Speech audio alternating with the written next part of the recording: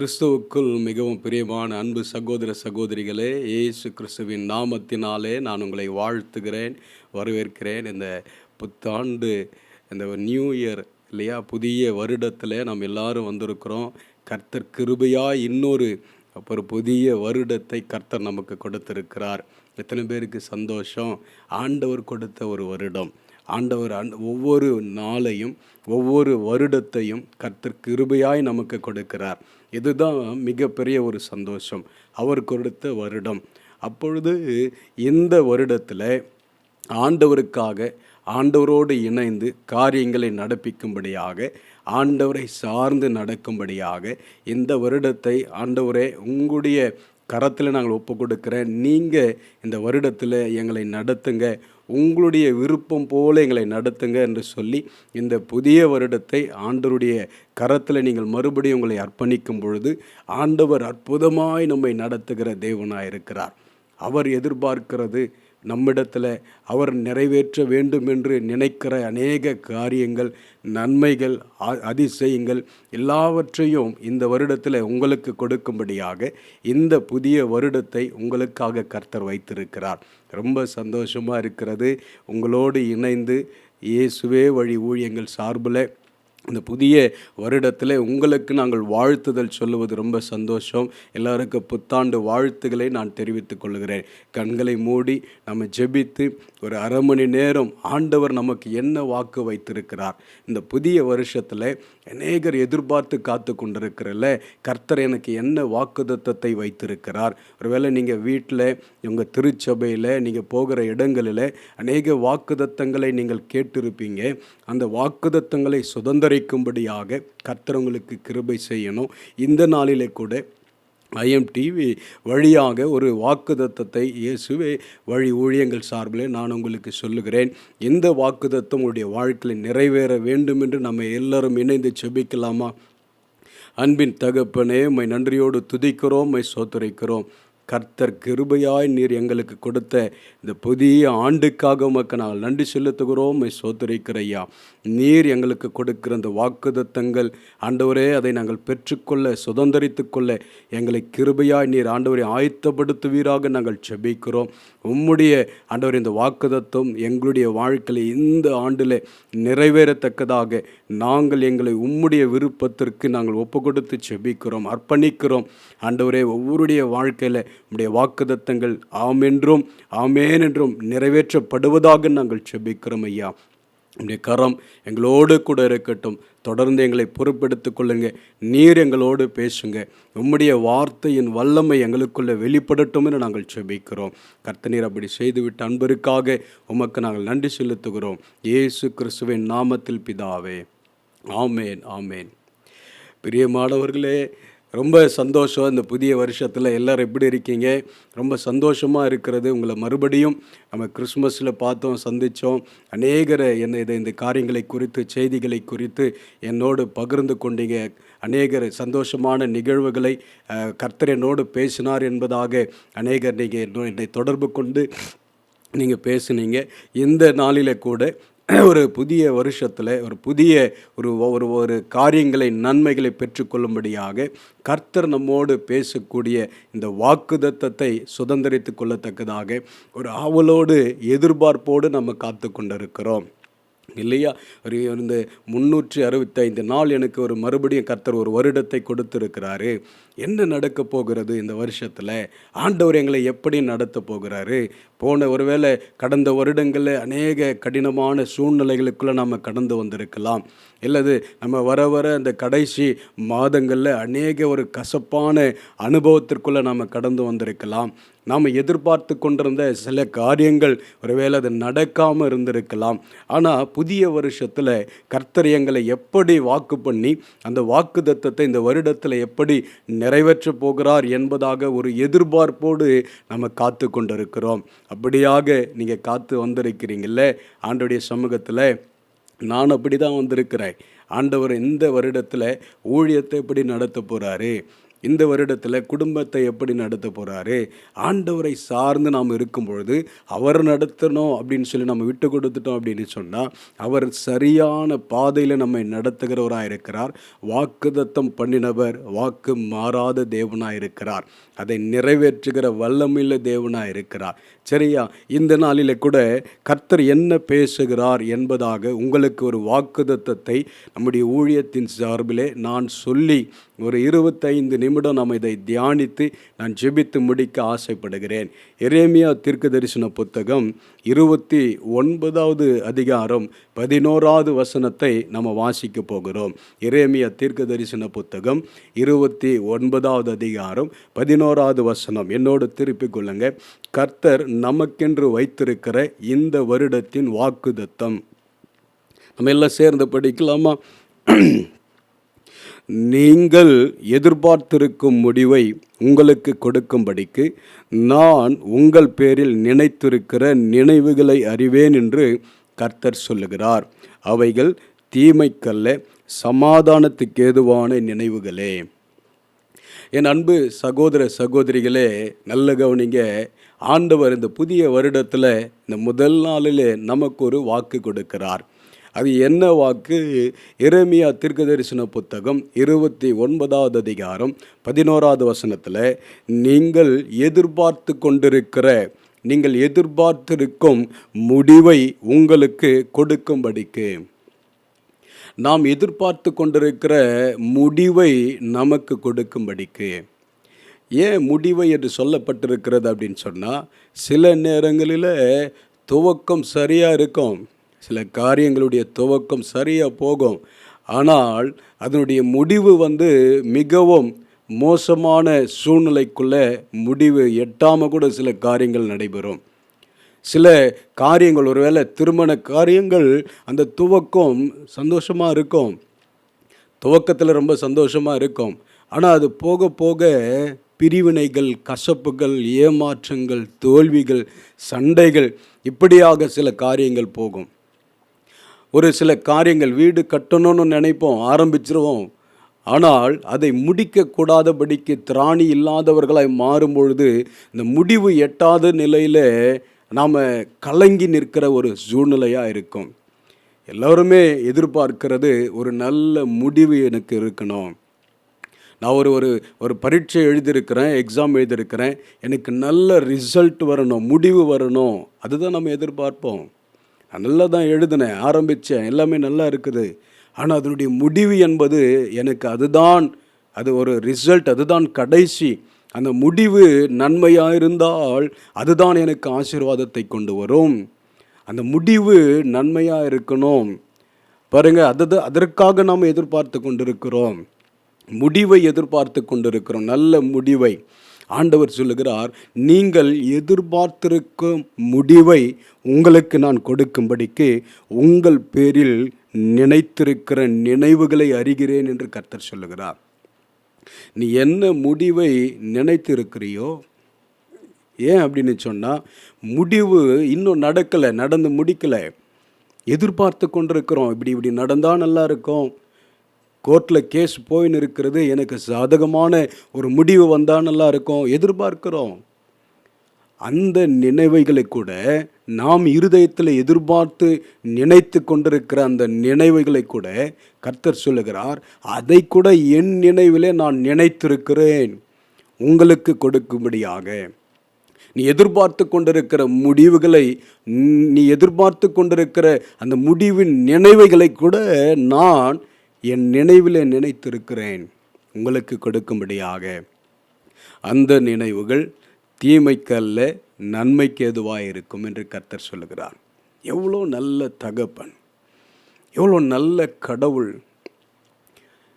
நாம் என்ன முடிவு நன்மையாய் வரணும்னு எதிர்பார்த்துன்னு இருக்கிறோமோ அதை கூட அவர் நினைவிலே வைத்து அந்த நினைவுகளை நமக்கு கொடுக்கும்படியாக, அதுவும் தீமைக்கானதாக அல்ல, நன்மைக்கு ஏதுவாக, சமாதானத்துக்கு ஏதுவாக அதை மாற்றுகிற தகப்பனாக இருக்கிறார். அவர் நினைத்தால் முடிவுகளை சமாதானமாய் மாற்ற முடியும். அவர் நினைத்தால் முடிவுகளை ஆச்சரியமாய் மாற்ற முடியும். அப்போ நாம் ஏதோ ஒரு முடிவுக்காக காத்திருக்கிறோம், எதிர்பார்த்து கொண்டிருக்கிறோம் இல்லையா? இந்த நன்மை வந்தால் நல்லா இருக்கும். பாருங்கள், இந்த சம்பவம் எந்த சூழ்நிலையில் சொல்லப்பட்டது என்பதாக நம்ம ஆராய்ந்து பார்த்தோம் என்று சொன்னால், இஸ்ரவேல் ஜனங்கள் எருசலேமிலிருந்து பாபிலோனுக்கு அவர்கள் சிறைப்பட்டு போகிற பொழுது ஏறக்குறைய 70 வருடம் அந்த தேசத்தில் அவர்கள் இருக்கிறார்கள். 70 வருஷம் இஸ்ரவேல் ஜனங்கள் எல்லாருமே சிறைப்பட்டு போயிருக்கிற அந்த பாபிலோன் தேசத்தில். அப்போது இவர்கள் ஒரு எதிர்பார்த்து காத்து கொண்டிருக்கிறாங்க. சிறைப்பட்டு போயிருக்கிற இந்த ஜனங்களுடைய எதிர்பார்ப்பு என்னவாக இருக்கும்? அடிமையாக இருக்கிற இந்த ஜனங்கள் அவர்கள் எதிர்பார்ப்பு என்னவாக இருக்கும்? இந்த அடிமைத்தனத்திலிருந்து நான் வெளியில் வரணும்னு எதிர்பார்த்துருப்பாங்க. இந்த சிறையிருப்பு எங்களுக்கு மாற வேண்டும் என்று எதிர்பார்த்துருப்பாங்க இல்லையா? என் சொந்த தேசத்திற்கு நான் மறுபடியும் திரும்பி செல்ல வேண்டும் என்பதாக எதிர்பார்த்து கொண்டிருந்திருப்பாங்க. கொஞ்சம் யோசித்து பாருங்கள். இந்த தேசத்திலிருந்து நான் விடுவிக்கப்பட வேண்டும் என்பதாக எதிர்பார்த்து கொண்டிருந்திருப்பாங்க. ஒரு எதிர்பார்ப்பு எல்லா ஜனங்களுக்குள்ளே 70 வருடம் ஒரு எதிர்பார்ப்போடு காத்து கொண்டு இருக்கிறார்கள். எப்படியாவது என் தேசத்திற்கு போகணும், நான் விடுதலையாக்கப்படணும், இந்த சிறையிருப்பு மாற வேண்டும் இல்லையா? நான் மறுபடியும் என் தேசத்தில் போய் என் குடிகளுக்குள்ளே, என் பட்டணத்தில், என் தேசத்தில் என் ஆண்டவரை ஆராதிக்க வேண்டும். ஒரு எதிர்பார்ப்போடு காத்து கொண்டிருக்கிறார்கள். அப்பொழுதுதான் ஆண்டவர் அவர்களை பார்த்து சொல்லுகிறார், நீ எதிர்பார்த்து கொண்டிருக்கிற அந்த முடிவை கொடுக்கும்படிக்கு நான் உங்கள் பேரில் நினைத்திருக்கிற நினைவுகளை நான் அறிவேன். அது தீமைக்கல்ல, சமாதானத்திற்கு எதுவாக இருக்கும். நீங்கள் நினைக்கிறீங்கள, அந்த நினைவுகளை நான் அறிந்திருக்கிறேன், நானும் அதை குறித்து யோசித்து கொண்டிருக்கிறேன், நினைத்து கொண்டிருக்கிறேன். அது தீமைக்கானது அல்ல, சமாதானத்துக்கு எதுவானது. அந்த ரிசல்ட் உங்களுக்கு சமாதானத்தை கொடுக்கும். ஏன் அப்படின்னு சொன்னால், நீ என்ன முடிவை எதிர்பார்த்துருக்கிறியோ அதுதான் நான் அவனுக்கு கொடுக்க போகிறேன். அது நன்மையான முடிவுகளாக இருக்கும், ஆசீர்வாதமான முடிவுகளாக இருக்கும், அது நான் விரும்புகிற முடிவாக இருக்கும். கர்த்தர் அப்படிப்பட்ட ஒரு நல்ல ஒரு ஈவுகளை நமக்கு இந்த வருடத்தில் கொடுக்க போகிறார். வாழ்க்கையில் ஒருவேளை திருமண காரியத்திற்காக அநேக கனவுகளோடு எதிர்பார்த்து கொண்டிருக்கிறியா? ஏதோ ஒரு காரியம் உன் வாழ்க்கையில் ஒரு நல்ல முடிவுக்காக காத்து கொண்டிருக்கிறீங்களா? ஒருவேளை வியாதி நிமித்தம் கஷ்டப்பட்டு மருத்துவமனைக்கு சென்று இரத்த பரிசோதனைக்காக இரத்தத்தை கொடுத்து இந்த ரிசல்ட் வந்தால் தான் நல்லா இருக்கும். எந்த வியாதி பாசிட்டிவ்னு வந்துடக்கூடாது, அல்லது கேன்சர் பாசிட்டிவ்னு வந்துடக்கூடாது. இது எதிர்மறையாய் நெகட்டிவ்னு வந்தால் தான் நல்லா இருக்கும். இந்த முடிவு எனக்கு சாதகமாக இருக்கணும், இந்த முடிவு என்னை சந்தோஷப்படுத்துகிறதா இருக்கணும், இந்த முடிவு எனக்கு சமாதானத்தை கொடுக்கிறதா இருக்கணும். இந்த வருடத்தில் நீங்கள் எதிர்பார்த்து கொண்டிருக்கிறீங்களா? நான் விடுதலையாக்கப்படணும். எப்படி இஸ்ரவேல் ஜனங்கள் பாபிலோனில் இருந்து ஒரு விடுதலைக்காக ஆண்டுடைய சமூகத்தில் எதிர்பார்த்து கொண்டிருந்தார்களோ, நான் விடுதலையாக்கப்படணும். இந்த வருஷத்தில் எந்த சிறையிருப்பு எனக்கு இருக்கிறது, கடன் என்கிற ஒரு சிறையிருப்பு எனக்கு இருக்கிறது, வியாதி என்கிற சிறையிருப்பு எனக்கு இருக்கிறது, அடிமைத்தனம் எனக்கு இருக்கிறது, ஏதோ ஒரு பாவத்திற்கு நான் அடிமைப்பட்டு இருக்கிறேன், ஏதோ ஒரு காரியத்திற்கு நான் அடிமையாக இருக்கிறேன், குடிப்பழக்கத்திற்கு நான் அடிமையாக இருக்கிறேன், விபச்சாரத்திற்கும் வேசித்தனத்திற்கும் நான் அடிமையாக இருக்கிறேன். ஒருவேளை சில பாவங்களுக்கு நான் இடம் கொடுத்ததுனால என் சந்தோஷம் நான் இழந்திருக்கிறேன், அதில் நான் சிறையிருப்பாக இருக்கிறேன். இதிலிருந்து நான் விடுதலையாக்கப்படணும். இதிலிருந்து நான் விடுதலையாகி என் தேவனை நான் ஆராதிக்க வேண்டும். அநேக முறை நான் முயற்சி செய்திருக்கிறேன், அநேக முறை நான் பிரயாசப்பட்டிருக்கிறேன், என்னால் முடியல. ஒருவேளை கலங்கி நிற்கிறீங்களா? ஆண்டவர் உங்களை பார்த்து சொல்லுகிறார், நீ எதிர்பார்த்திருக்கிற முடிவை கொடுக்கும்படிக்கு நான் உன் பேரில் நினைவில் இருக்கிறேன், நான் உன்னை நினைத்திருக்கிறேன். நீ எதிர்பார்த்து கொண்டிருக்கிற முடிவை இந்த ஆண்டு கர்த்தர் உங்களுக்கு கொடுப்பார். நீ எதிர்பார்த்திருக்கிற நன்மையான முடிவுகள் உங்களை தேடி இந்த வருடத்தில் வரும் என்று கர்த்தர் சொல்லுகிறார். எவ்வளோ ஒரு சந்தோஷம், எவ்வளோ ஒரு சந்தோஷம். ஆண்டவரே கொடுக்க போகிறார். அவர் நம்முடைய விருப்பத்தை நிறைவேற்ற போகிறார். பிறகு சில காரியங்கள் சில காரியங்களை நான் வேகமாக சொல்லி, சில சம்பவங்களை வேகமாக சொல்லி நான் முடிக்க ஆசைப்படுகிறேன். நல்ல கவனிக்கணும். ஒரு ஒரு காரியம் வேதத்தில் சொல்லப்பட்டிருக்கிறது. ஒரு எதிர்பார்ப்போடு நாம் ஆண்டுடைய சமூகத்தில் வருகிறோம் அப்படின்னு சொன்னால், இந்த எதிர்பார்ப்பு என்பது தேவன் விரும்புகிறதா இருக்க வேண்டும் என்று நாம் விரும்பணும். புரியுதா உங்களுக்கு நான் சொல்கிறது? ஒரு எதிர்பார்ப்பு ஆண்டவரிடத்தில் வைக்கிறோம் என்று சொன்னால், இந்த எதிர்பார்ப்பு ஆண்டவர் விரும்புகிறதா இருக்கணும். அந்த எதிர்பார்ப்பை உடனடியாக ஆண்டவர் நிறைவேற்றுவார். அதனுடைய முடிவு மிகவும் சந்தோஷமாக இருக்கும். அதனுடைய முடிவு நிறைவாக இருக்கும். அப்போ நாம் ஏதோ ஒரு காரியத்தை எதிர்பார்த்துட்டு இது ஆண்டவர் செய்யலையே அப்படின்னு அல்ல. நாம் எதிர்பார்க்கிற காரியங்கள் தேவன் விரும்புகிறதா இருக்கணும். தேவன் அனுமதிக்கிற காரியங்களாக இருக்கணும். தேவனை மகிமைப்படுத்துகிற காரியங்களாக இருக்கணும். சரிங்களா? ஒரு காரியத்தை நான் உங்களுக்கு சொல்ல ஆசைப்படுகிறேன். நல்ல கவனிங்க. சங்கீதங்களின் புத்தகம் 39வது சங்கீதம் 7வது வசனத்தில் நம்ம வாசித்தோம் அப்படின்னு சொன்னால், சங்கீதங்களின் புத்தகம் 39வது சங்கீதம் 7வது வசனத்தை நான் உங்களுக்காக வாசிக்கிறேன். இப்பொழுதும் ஆண்டவரே, நான் எதற்கு எதிர்பார்த்திருக்கிறேன்? நான் எதற்கு எதிர்பார்த்திருக்கிறேன்? தாவீது இந்த இடத்துல பேசுகிறார். இப்போதும் ஆண்டவரே, நான் எதற்கு எதிர்பார்த்திருக்கிறேன்? நீரே என் நம்பிக்கை. நான் எதற்கு எதிர்பார்த்திருக்கிறேன்? நான் உங்களை தவிர வேறு என்ன இருக்குது? ஏன்னா நீங்க தான் என் நம்பிக்கை. நீரே என் நம்பிக்கையாக இருக்கிறீங்க. நான் வேறு எந்த காரியத்தை எதிர்பார்த்து நான் காத்திருக்கவில்லை. ஏன்? நீங்கள் தான் என் நம்பிக்கை. நீரே என் நம்பிக்கையாக இருக்கிறீர். எனக்காக எல்லாவற்றையும் செய்கிறவர் நீராக இருக்கும்பொழுது நான் வேறு எதை நான் எதிர்பார்த்திருக்கிறேன்? எனக்காக வழக்காடுகிறவராய் நீராக இருக்கும்பொழுது நான் வேறு காரியத்தை நான் எதற்காக எதிர்பார்த்திருக்கிறேன்? எவ்வளோ அழகாக தாவீது சொல்லியிருக்கிறார் பாருங்க. நான் எதற்காக எதிர்பார்த்திருக்கிறேன்? நீரே என் நம்பிக்கை. உம்மையே நான் சார்ந்திருக்கும் பொழுது, உம்மையே நான் நம்பி இருக்கும்போது என் எதிர்பார்ப்பும் நீங்கள் தான். இந்த வருடத்தில் உங்கள் அனுபவம் அப்படியா இருக்கணும். இந்த புதிய வருடத்தில் எதிர்பார்ப்புகள் நல்லது தான். முடிவை எதிர்பார்த்துன்னு இருக்கிறீங்க, நல்லது தான். சில காரியங்களை ரிசல்ட்டை நீங்கள் எதிர்பார்த்து கொண்டிருக்கிறீங்க, நல்லது தான். ஆனால் தாவீது பாருங்க, அடுத்த ஒரு ஆவிக்குரிய ஒரு முதிர்ச்சியை அவரிடத்தில் நம்ம பார்க்க முடிகிறது. நான் எதற்காக எதிர்பார்த்து கொண்டிருக்கிறேன்? நீரே என் நம்பிக்கை. நீங்கள் தான்ப்பா, எனக்கு எல்லாமே நீங்கள் தான். என் எதிர்பார்ப்பே நீங்கள் தான். நான் உங்களை நம்பி தான் இருக்கிறேன், உங்களை சார்ந்து இருக்கிறேன். எல்லாமே எனக்கு நீங்கள் தான். என் எதிர்பார்ப்பு வேறு எதற்கு? நம்முடைய அனுபவம் அப்படியா இருக்கணும். அல்லேலூயா.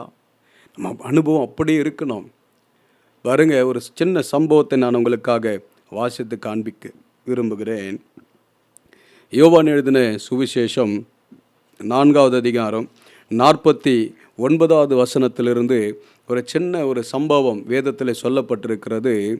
ராஜாவின் மனுஷன் என்று ஒரு மனிதனை குறித்து சொல்லப்பட்டிருக்கிறது. அவனுடைய மகனுக்காக பிள்ளை சாகிறதற்கு முன்னே நீர் வர வேண்டும் என்று இயேசுவிடத்தில் அவன் வேண்டிக் கொள்ளுகிறான். பாருங்க, இந்த பிள்ளைக்கு ஒரு முடிவு இருக்கிறது. சாவு என்கிற ஒரு முடிவு. இந்த முடிவு இவர்களால் ஏற்றுக்கொள்ளக்கூடாத ஒரு முடிவாக இருக்கிறது. ஆனால் இவன் விரும்புகிற முடிவு என்ன தெரியுமா? அந்த ராஜா அவனுடைய மனிதன் என்று சொல்லக்கூடிய அவனுடைய விருப்பம், அவனுடைய எதிர்பார்ப்பு, அவன் விரும்புகிற அந்த முடிவு என்னவா இருக்கிறது? இந்த மரணம், என் பிள்ளை சாகிறது, அந்த முடிவு எனக்கு விருப்பம் இல்லை. அவன் ஜீவன் பெறுகிறது, அந்த முடிவு தான் எனக்கு விருப்பமாக இருக்கிறது. அப்போது ஆண்டவரிடத்தில் தன்னுடைய பிள்ளைக்கான ஜீவனை எதிர்பார்த்து வந்திருக்கிறான். ஏற்கனவே இந்த பிள்ளை சாகிற நிலைமையில் மரணத்திற்கு போராடி கொண்டிருக்கிறான். இந்த மரணம் என்கிறது அவருடைய பார்வையில் அந்த முடிவு அவர்களால் ஏற்றுக்கொள்ளக்கூடாததாக இருக்கிறது. மகன் கண்முன்னே மரித்து போனால் எந்த தகப்பனால் ஏற்றுக்கொள்ள முடியும்? அந்த முடிவை எப்படி ஏற்றுக்கொள்ள முடியும்? அது மிகவும் கொடியதாக இருக்கும், மிகவும் வேதனையை கொடுக்கிறதா இருக்கும். அதை அவன் விரும்பலை. அப்போ ஏதோ ஒரு எதிர்பார்ப்பு தேவனிடத்தில் வருகிறான், இயேசு கிறிஸ்துவிடத்தில் வருகிறான், எதிர்பார்ப்போடு வருகிறான். என் பிள்ளைக்கு ஜீவன் உண்டாக வேண்டும் எதிர்பார்க்கிறான். நீங்களும் எதிர்பாருங்க ஆண்டவரிடத்தில். அவர் ஜீவனை கொடுக்கிற தகப்பன், மரித்து கொண்டிருக்கிற ஆத்துமாக்களுக்கு உயிர்ப்பிக்கிற ஒரு நல்ல தகப்பனாக இருக்கிறார். அவர் ஜீவனை உண்டாக்கினவர், அவரே ஜீவனுள்ளவராக இருக்கிறார். அவரிடத்தில் எதிர்பார்த்து வருகிறான். மரணம் என்கிற அந்த முடிவு எனக்கு வேணாம், என் மகனுக்கு வேண்டாம் ஆண்டவரே, நீங்கள் கொடுக்கிற ஜீவன் என்கிற அந்த முடிவு தான், அதை எதிர்பார்த்து நான் வந்திருக்கிறேன். ஜீவன் அது எனக்கு வேணும், என் பிள்ளைக்கு வேண்டும், நான் எதிர்பார்த்து உன்னிடத்தில் நான் வந்திருக்கிறேன். ஆண்டவருடைய சமூகத்தில் அவன் வருகிறான். ஆண்டவர் அழகாக ஒரு வார்த்தையை சொல்லியிருக்கிறார். நீ போகலாம், உன் குமாரன் பிழைத்திருக்கிறான். அவர் வார்த்தையில் வல்லமையுள்ள தேவன். ஒரே ஒரு வார்த்தை சொல்கிறார், நீ போகலாம், உன் பிள்ளை பிழைத்திருக்கிறான். மனிதனுடைய பார்வையில் எது கசப்பான முடிவுகளாய் தென்படுகிறதோ அந்த முடிவுகளை ஜீவனுள்ளதாய் மாற்றக்கூடிய வல்லமை அவருடைய வார்த்தையில் இருக்கிறது. அல்லேலூயா. மனிதனுடைய பார்வையில், ஒருவேளை உங்கள் பார்வையில் இதுதான் முடிவு, இவ்வளோதான் மருத்துவர்கள் சொல்லிட்டாங்க, இவ்வளோதான் முடிவு, இது என் வாழ்க்கையில் கண்ணீரை வரவழைக்கிறது, இது என் வாழ்க்கையில் துக்கத்தை வரவழைக்கிறது, இந்த முடிவை என்னால் ஏற்றுக்கொள்ளவே இயலவில்லை, இந்த முடிவை நான் எப்படி தாங்க முடியும், இது அதிக பாதிப்பை எனக்கு ஏற்படுத்துகிறது. ஒருவேளை நீங்கள் அப்படிப்பட்ட சூழ்நிலையில் இருக்கிறீங்களா? இயேசுவிடத்தில் எதிர்பாருங்க. இந்த வருடத்தில் இயேசப்பா இடத்துல வந்து எதிர்பாருங்க. எனக்கு ஜீவன் உண்டாக ஆண்டவரே, நான் எதிர்பார்த்திருக்கிற முடிவு இது அல்ல, என் தேவனிடத்தில் எதிர்பார்த்திருக்கிற முடிவு ஜீவன். அந்த முடிவை கொடுக்க அவரால் மாத்திரமே முடியும். ஜீவனை கொடுக்க அவரால் மாத்திரமே முடியும். மரித்திருக்கிற ஆத்துமாக்களை உயிர்ப்பிக்கிற வல்லமை அவரிடத்தில் மாத்திரம்தான் இருக்கிறது. அவரிடத்தில் எதிர்பாருங்க. அவர் ஜீவனை கொடுக்கிறவராக இருக்கிறார். இந்த முடிவை மாற்றி புதிய துவக்கத்தை கொடுக்கிறவராக இருக்கிறார். அவர் கொடுக்கிற அந்த முடிவு உனக்கு சந்தோஷத்தை கொடுக்கும். பாருங்க, அந்த சம்பவத்தில் நான் வாசித்து பார்த்து ரொம்ப ஆச்சரியமாக இருக்கும். அந்த மனிதன் அந்த சொன்ன வார்த்தையை நம்பி போனான் என்று சொல்லப்பட்டிருக்கிறது. நம்பினா ஆண்டவர் சொன்னார், நீ போகலாம், உன் பிள்ளை பிழைத்திருக்கிறான் என்று ஆண்டவர் சொன்னார். அவன் எதிர்பார்த்திருந்த அந்த முடிவுக்கு ஒரு பதில் கிடைத்து விட்டது. நம்பிக்கையோடு அந்த இடத்தை விட்டு அவன் போகிறான்.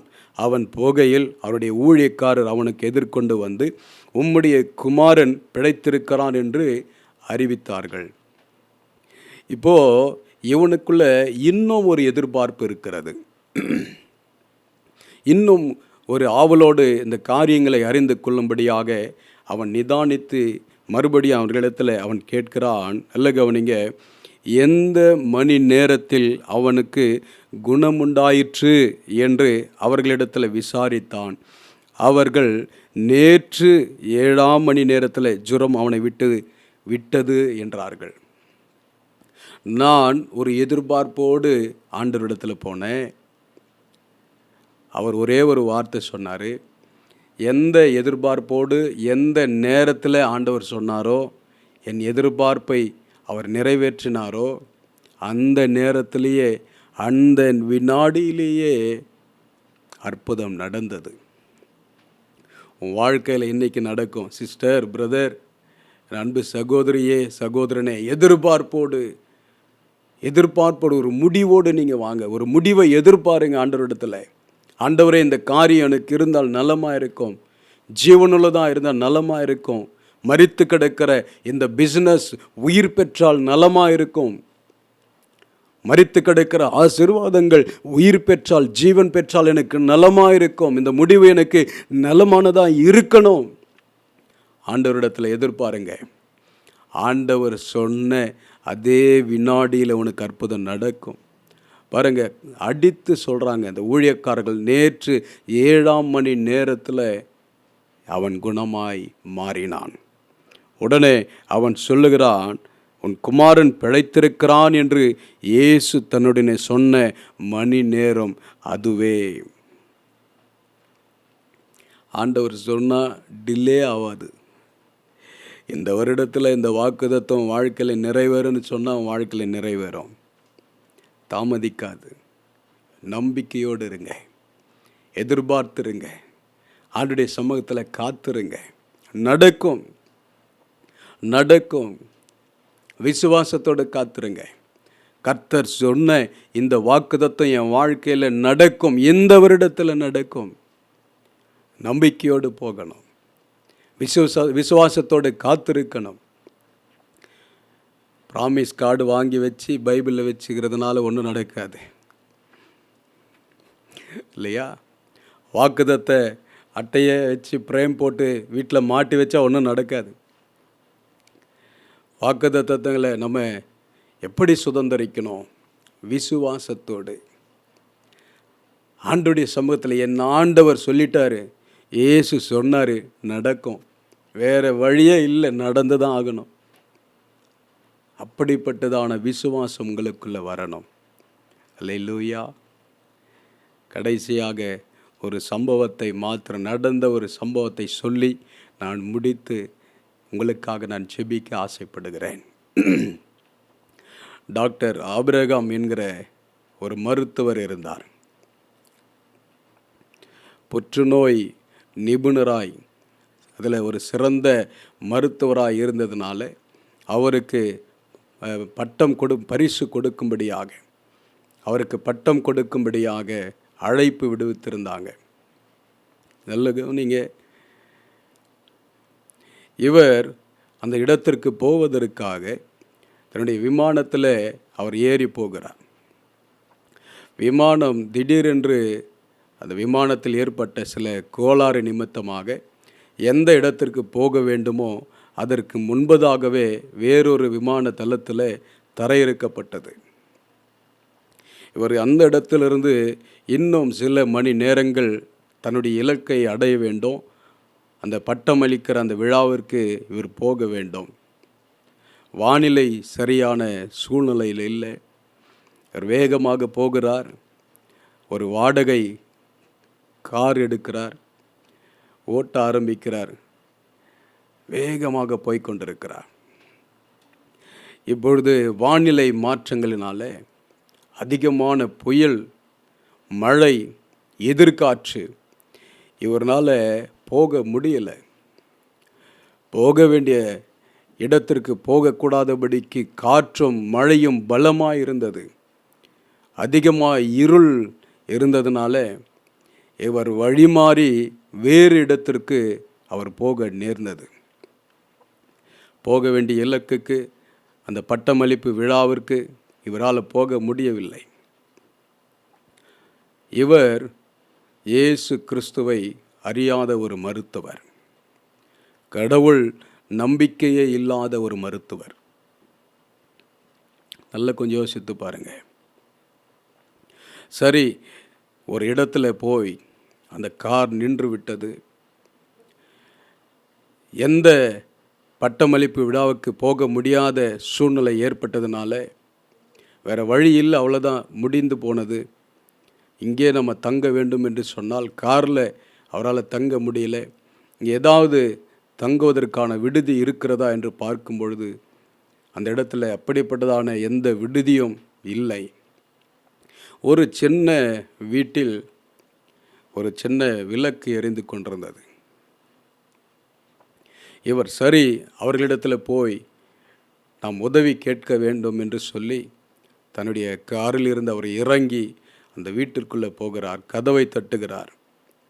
அந்த வீட்டிலிருந்து மிகவும் ஏழ்மையான நிலைமையில் இருக்கிற ஒரு விதவை தாய் கதவை திறக்கிறார்கள். கதவை திறந்து அவரிடத்தில் விசாரிக்கும் பொழுது அவர் சொல்லுகிறார், நான் ஒரு இடத்திற்கு போக வேண்டும், வழி மாறிவிட்டேன், இனி அந்த இடத்திற்கு என்னால் போக முடியாது, ஆகையினால இன்று இரவு இந்த இடத்துல நான் தங்கிக்கொள்ள வேண்டும், ஏனென்றால் வெளியில் அதிகமான மழையும் காற்றும் வீசிக்கொண்டிருக்கிறது, இந்த இடத்துல வேறு விடுதிகளும் இல்லை, ஆகையினால நீர் எனக்கு இடம் கொடுக்க முடியுமா என்று கேட்கும் பொழுது அந்த ஏழை தாய் அன்போடு அவரை ஏற்றுக்கொள்கிறார்கள். உள்ளே போகிறாரு, உட்கார்றாங்க, ஒரு டீ கொடுக்குறாங்க. அந்த குளிரும் மழையும் காற்றும் இதமான அந்த டீ அவர் பருகி கொண்டிருக்கும் பொழுது அந்த ஏழ்மை தாய், உங்களுக்காக நான் உணவு ஆயத்தம் பண்ண போகிறேன், நீங்கள் இன்று இரவு உணவு அருந்திவிட்டு இந்த இடத்துல நீங்கள் காலையில் போகலாம் என்று சொல்லி அவரை வேண்டிக் கொண்டது நிமித்தம் அவரும் அந்த இடத்துல இருக்க வேறு வழி இல்லாமல் அந்த இடத்துல இருக்கிறார். என்ன ஒரு சின்ன வீடு, மிகவும் ஏழ்மையான ஒரு விதவை தாய். சரி, உணவு எல்லாவற்றையும் ஆயத்தப்படுத்தியிருக்கிறாங்க. இந்த உணவை அந்த மருத்துவருக்கு அவர் பரிமாறி விட்டு நீங்களும் உண்ணுங்கள் என்று அந்த மருத்துவர் சொல்லுகிறார். இல்லை, நான் ஒரு 5 நிமிடத்தில் நான் வருகிறேன் என்று சொல்லி அந்த தாய் ஒரு அறைக்குள்ளே போகிறார்கள். அறைக்குள்ளே போய் அந்த அறைக்குள்ளே அழுகிற சத்தம் இந்த மருத்துவருக்கு கேட்கிறது. இந்த மருத்துவர் அந்த உணவு உண்கிறதை விட்டு எதற்காக இவர்கள் அழுகிறார்கள் என்று சொல்லி அந்த அறையிலே போய் பார்த்த பொழுது அந்த அறையில் ஒரு சிறுவன் படுக்கையாய் கிடத்தப்பட்டிருக்கிறான். அந்த படுக்கையின் அருகிலே அந்த தாய் கண்ணீர் வடித்து கொண்டிருக்கிறார்கள், என்று அழுது கொண்டிருக்கிறார்கள். உடனே அந்த மருத்துவர் அந்த தாயினிடத்தில் கேட்கிறார், எதற்காக அந்த குழந்தையினிடத்தில் நீங்கள் அழுது கொண்டிருக்கிறீர்கள், எதற்காக இந்த குழந்தை இப்படி படுத்து கொண்டிருக்கிறது? அந்த தாய் சொல்கிறார்கள், இந்த குழந்தைக்கு என்னுடைய இந்த மகனுக்கு கேன்சர் வியாதி. இந்த கேன்சர் வியாதியை சுகப்படுத்த வேண்டும் என்று சொன்னால் ஏதோ ஒரு பெரிய டாக்டர் அப்ரஹாம் என்கிற டாக்டரை போய் பார்க்க சொல்லியிருக்கிறார்கள். ஆனால் அவரை பார்ப்பதற்கு என்னிடத்தில் அவ்வளவு பணம் இல்லை. ஆனால் நான் ஒவ்வொரு நாளும் ஒன்றை மாத்திரம் செய்கிறேன், என் ஆண்டவரிடத்தில் என் மகனுடைய சுகத்திற்காக எதிர்பார்த்து கொண்டிருக்கிறேன், என்னுடைய மகனுடைய விடுதலைக்காக நான் எதிர்பார்த்து கொண்டிருக்கிறேன். என்னால் செய்ய முடிந்தது, என் ஆண்டவரிடத்தில் எதிர்பார்த்து அனுதினமும் ஜெபித்து அழுவேன், இது மாத்திரம்தான் நான் செய்வேன். உடனே அந்த மருத்துவர், கடவுளை நம்பாதவர், இயேசு கிறிஸ்துவை அறியாத அந்த மருத்துவர், God is great என்று சொன்னார். கடவுள் பெரியவர், அவர் மகத்துவமுள்ளவர், கடவுள் இருக்கிறார். இவர் கத்த ஆரம்பித்து விட்டார். இவரால் அதை ஏற்றுக்கொள்ளவே முடியவில்லை. உடனே அந்த ஏழ்மை தாய் அவரிடத்தில், அவர் மருத்துவர் என்று தெரியாமல் நீங்கள் ஏன் உணர்ச்சி வசப்படுகிறீர்கள், எதற்காக நீங்கள் இவ்வளவு சத்தமாய் நீங்கள் கத்துகிறீர்கள் என்று சொல்லி அவர்களிடத்தில் கேட்கும் பொழுது, நீ உன் ஆண்டவரிடத்தில் எதிர்பார்த்து இந்த மகனுடைய சுகத்திற்காக எதிர்பார்த்து காத்து கொண்டிருக்கிறாய். எந்த மருத்துவரை நீங்கள் பார்க்க வேண்டும் என்று விரும்பினீர்களோ அந்த மருத்துவர் நான் தான். அந்த தாய்க்கு என்ன சொல்வதென்று தெரியவில்லை. கண்ணீரோடு ஆண்டவருக்கு நன்றி சொன்னார்கள். அந்த மருத்துவர் இயேசுவை ஏற்றுக்கொண்டார். ஒரு தாயுடைய ஜெபத்திற்கு, அவருடைய எதிர்பார்ப்பிற்கு, எந்த முடிவை அவர்கள் விரும்பாமல், தன்னுடைய மகனுடைய மரணத்தை விரும்பாமல் ஒரு ஜீவனை பெற வேண்டும் என்று சொல்லி எதிர்பார்த்து காத்து கொண்டிருந்தார்களோ, அந்த எதிர்பார்ப்பை கர்த்தர் நினைத்ததினால அந்த மருத்துவரையே அந்த தாயினுடைய வீட்டிற்கு அழைத்து வந்து விட்டார். நம் மனித எண்ணங்களுக்கோ சிந்தனைகளுக்கோ இது எட்டாது நடந்த சம்பவம். நாம் என்ன எதிர்பார்த்து கொண்டிருக்கிறோமோ அந்த முடிவை நமக்கு கொடுக்கும்படியாய் கர்த்தர் நம்மை நினைத்திருக்கிறார். அது தீமைக்கு அல்ல, நன்மைக்கு ஏதுவானதாக இருக்கும், சமாதானத்திற்கு ஏதுவானதாக இருக்கும். இந்த நாளிலே என் அன்பு சகோதரியே, என் அன்பு சகோதரனே, இந்த புதிய வருடத்தில் கர்த்தரிடத்தில் எதிர்பாருங்க. கர்த்தர் விரும்புகிறது எதிர்பாருங்க. கடைசியாக ஒன்று சொல்லி நான் முடிச்சிட்டுமா? ஒரே ஒரு காரியத்தை, தீத்து 2வது அதிகாரம் 13வது வசனத்தை நான் உங்களுக்காக வாசிக்கிறேன். தீத்து 2வது அதிகாரம் 13வது வசனம். நாம் நம்பியிருக்கிற ஆனந்த பாக்கியத்துக்கும் மகாதேவனும் நமது இரட்சகருமாகிய இயேசு கிறிஸ்துவுடைய மகிமையின் பிரசன்னமாகுதலுக்கும் எதிர்பார்த்து கொண்டிருக்கும்படி நமக்கு போதிக்கிறது. தாவீது சொன்னது போல நம்முடைய எதிர்பார்ப்பு அவர்தான். நான் எதற்காக எதிர்பார்த்து கொண்டிருக்கிறேன்? என் நம்பிக்கை நீரே. ஆண்டவரே, இந்த வருடத்தில் என் எதிர்பார்ப்பு நீங்கள் தான். நீங்கள் இருந்தால் என் வாழ்க்கை நல்லா இருக்கும். நீங்கள் இருந்தால் இந்த வருடம் எனக்கு சமாதானமாக இருக்கும். நீங்கள் இருந்தால் இந்த வருடத்தில் ஆசீர்வாதங்கள் பெருகும். நீங்கள் இருந்தால் இந்த வருடத்தில் நான் சுகமாக இருப்பேன். நீங்கள் இருந்தால் இந்த வருடம் எனக்கு ஜெயமாக இருக்கும். என் எதிர்பார்ப்பு நீங்கள் தான். ஒப்பு கொடுக்குறீங்களா? ஆண்டவருடைய சமூகத்தில் ஒப்பு கொடுத்து செபிக்கலாமா? எதிர்பாருங்க. ஆண்டவரே, எனக்கு நீங்கள் இந்த வருடம் முழுவதும் உங்கள் பிரசன்னத்தில் நான் இருக்கணும். இந்த வருடம் முழுவதும் நீங்கள் விரும்பினதை நான் எதிர்பார்க்கணும். நீங்கள் விரும்பினதை நான் செய்யணும். இப்படிப்பட்ட எதிர்பார்ப்பு தான் ஆவிக்குரிய முதிர்ச்சியாக இருக்கிறது. தாவீது சொல்லுகிறது போல, என் நம்பிக்கை நீங்கள். நான் எதை எதிர்பார்க்கணும்? ஆண்டவரே, என் எதிர்பார்ப்பு நீங்கள் தான். இந்த வருடத்தை உம்முடைய பிள்ளைகளுக்கு எந்த முடிவை எதிர்பார்த்து கொண்டிருக்கிறாங்களோ அவர்களுக்கு கொடுங்க. கண்களை மூடி செபிக்கலாமா? அன்பின் தகப்பனே, உம்மை நன்றியோடு துதிக்கிறோம். உம்முடைய வார்த்தைகளுக்காக நான் நன்றி செலுத்துகிறப்பா. ஆண்டவரே, நாங்கள் எதிர்பார்க்கிற அந்த முடிவை கர்த்தர் நீர் எங்களுக்கு கொடுக்கும்படி எங்கள் பேரில் நீ நினைத்திருக்கிற நினைவுகளை அறிவேன். அவைகள் தீமைக்கு ஏதுவானதாக இல்லாமல் சமாதானத்துக்கு ஏதுவாக இருக்கும் என்று சொல்லியிருக்கீங்களே. அந்த எதிர்பார்க்கும் முடிவுகள் நம்முடைய பிள்ளைகளுக்கு சமாதானமாய் கர்த்தர் கொடுங்க, ஆசீர்வாதமாய் கர்த்தர் கொடுங்க. இந்த வருடத்தில் அநேக முடிவுகள் என்னுடைய வாழ்க்கையில் மகிழ்ச்சியை பெருக செய்யட்டும் என்று நாங்கள் செபிக்கிறோம். சந்தோஷத்தை கொடுக்கிறதா இருக்கட்டும், சமாதானத்தை கொடுக்கிறதா இருக்கட்டும். இந்த முடிவுகள் என்னுடைய வாழ்க்கையில் மிகப்பெரிய ஆசீர்வாதங்களை கொடுக்கிறதா இருக்கட்டும். இந்த புதிய வருடம் ஆண்டவரே, ஒவ்வொரு நாளும் கர்த்தர் அவருடைய கரம் பிடித்து நடத்துங்க. ஆண்டவரே, ஒவ்வொரு நொடியும் ஆண்டவரே உம்முடைய பிரசன்னத்தில் உம்முடைய பிள்ளைகள் மகிழ்ச்சியாக இருக்க கர்த்தர் கிருபை தாங்க. எந்த பிசாசின் வல்லமைகளோ, எந்த தோல்விகளோ, பயங்களோ உம்முடைய பிள்ளைகளை மேற்கொள்ளாதபடிக்கு தேவ பலத்தோடு எல்லாவற்றையும் உம்முடைய பிள்ளைகள் மேற்கொள்ள கர்த்தர் கிருபை தாங்க. கர்த்தர் நீர் அப்படி செய்ய போகிறீர். உம்முடைய ஆசீர்வாதத்தினாலே உம்முடைய பிள்ளைகள் எல்லாவற்றிலும் சிறந்திருக்க கர்த்தர் கிருபை தாங்க.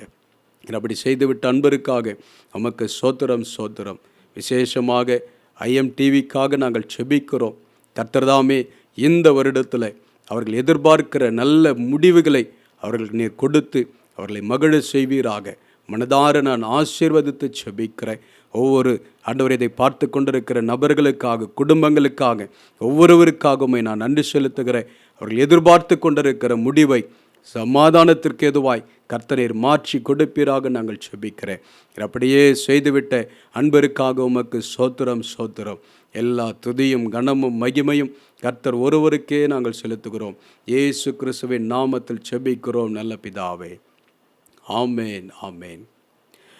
ஆமென். அன்பு சகோதர சகோதரிகளே, இயேசுவே வழி ஊழியத்தின் சார்பிலே உங்கள் யாவருக்கும் புத்தாண்டு நல்வாழ்த்துக்களை என்னுடைய சார்பிலே, குடும்பத்தின் சார்பிலே, ஊழியத்தின் சார்பிலே நான் உங்களுக்கு தெரிவித்துக் கொள்கிறேன். சந்தோஷமா இருங்க. எதிர்பாருங்க ஆண்டவருடைய சமூகத்தில். ஆண்டவரே நீங்கள் வேணும். நல்ல முடிவுகளை கர்த்தர் உங்களுக்கு கொடுப்பார். சரியா? எதை குறித்தும் கவலைப்படாதீங்க, சோர்ந்து போடாதீங்க. கர்த்தர் உங்களோடு கூட இருக்கிறார். God bless you.